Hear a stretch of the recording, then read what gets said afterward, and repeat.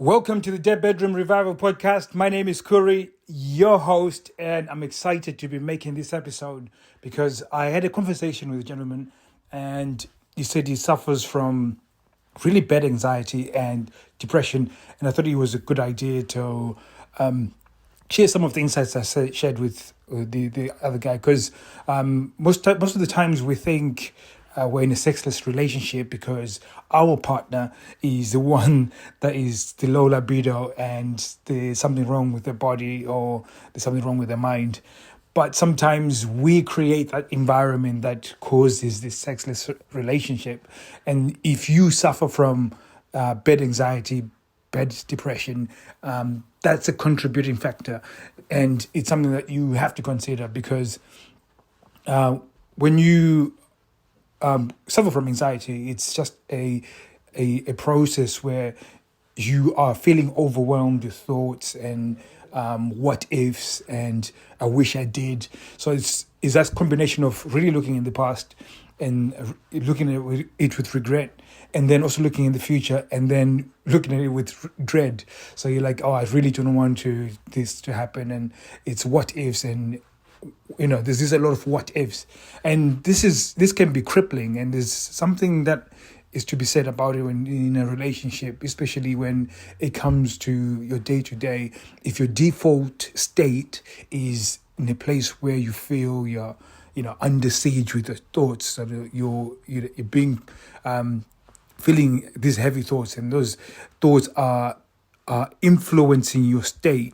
So your state is now really heavy, and you think really low of yourself, and there's this downward spiral. So when you're in that environment and your wife is in that environment or partner is in that environment, it sort of transfers to them. So you can transfer that energy to them, and you can be nice, you can be courteous, you can be doing everything right to not make them feel awkward or uncomfortable, but it's the way that you already feel. So how you feel on the inside influences the people around you. And you know this because when you see a comedian smashing it on Netflix special, what you don't realize is that this guy, what they do actually is that they go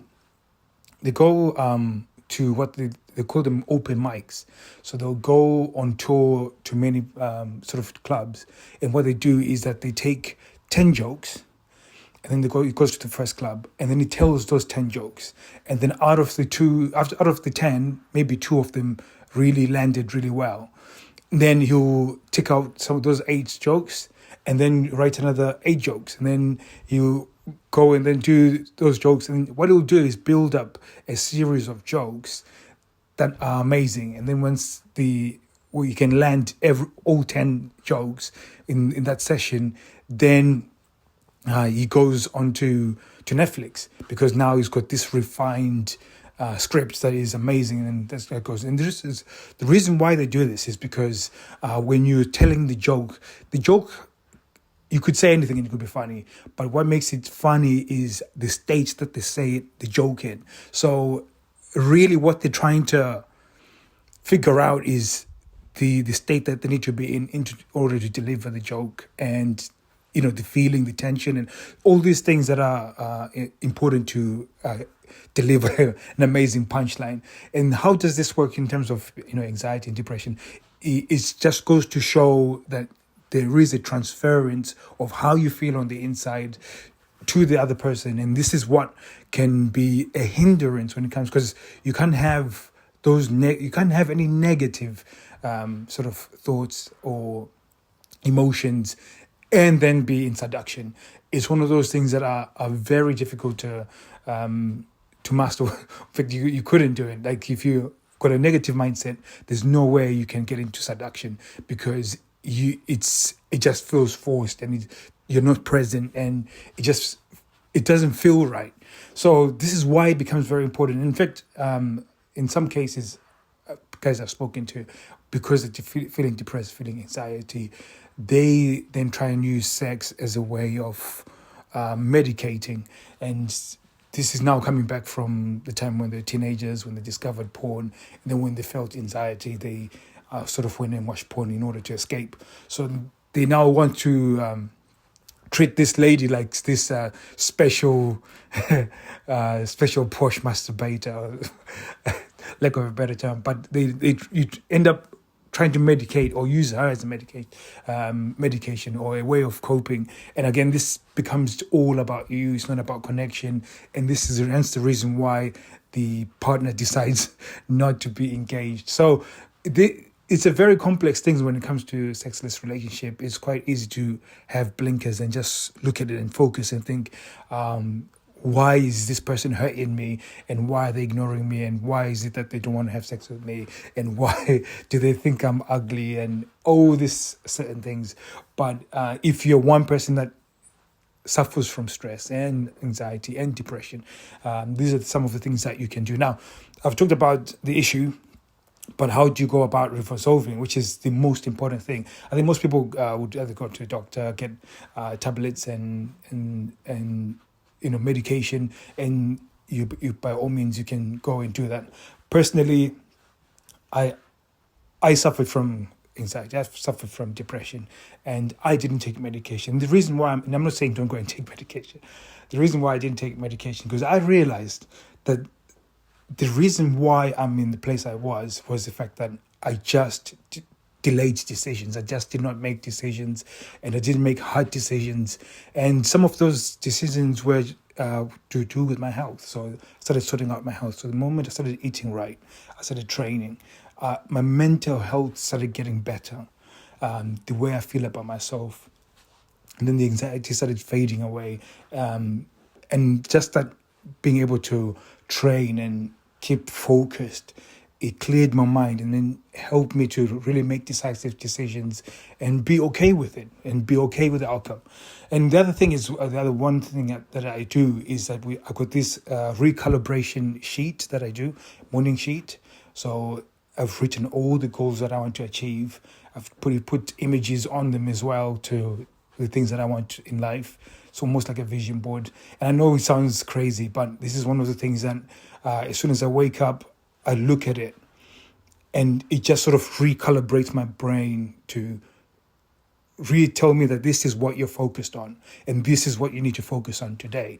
So it will talk about the stuff that I want to achieve in my career and finances, the things that I want to achieve. So go to Florida to Disney with my family is one of the things, and I'll write all this down. Then I'll write rules for the day. I'm going to go and work out. I'll work out twice. I will eat right, and I will do a gesture for my wife that isn't sexual, and I will put all these rules. And then as soon as I read them, I know exactly what I need to do in the day. It gives me that opportunity to just check off different things, and because of that consistency, I can see growth. I can see the things, for instance, my financial side of things, because I see it every day, it recalibrates me so I'm not all over the place. Because the one challenge that most people have is that they are almost like a leaf in the wind.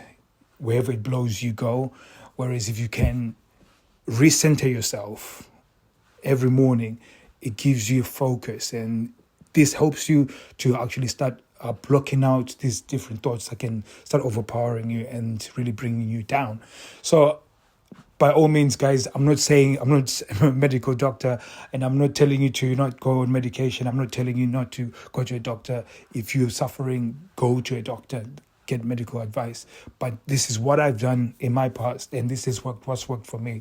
So it might not work for you. And I'm saying this as a disclaimer because I don't want anybody suing me or anything like that. So, but if you start thinking about it, when you suffer from anxiety and depression, that goes and starts choking and suffocating your relationship, not just in the sex, but just in general, the way your kids relate to you and the impact that it has on your children. Because again, your children watch how you deal with things, and they will deal with things the way they see you deal with things. So you have a responsibility to actually start looking at what is it that what's the thought process? What is going on in my mind? What am I allowing to come in my mind? And again, some of it is also to do with the things that you consume. So, for instance, one of the guy I was speaking to yesterday, I told him just get rid of all your social media apps, at least for a week or a couple of weeks, and don't read the newspapers, don't go and listen to the news, just be free from it.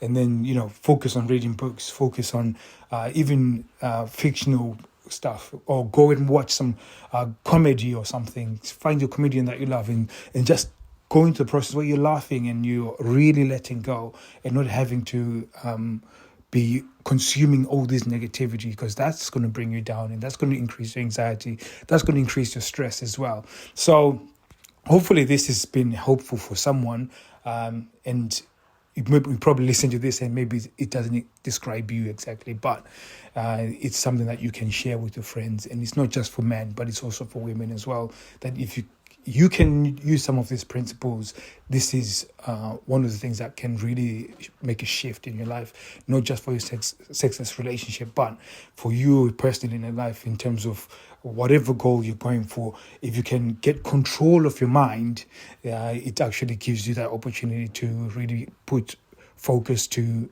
anything that you're going for, and you'll be able to make it. So I'm really, really, really happy to have shared this with you. If you want to learn more, go to www.deadbedroomrevival.com, and you'll be able to get some trainings. You'll be able to get a link to the Facebook group, and we'll be giving you more trainings over there. So thank you very much for listening. I'll be seeing you soon. Take care.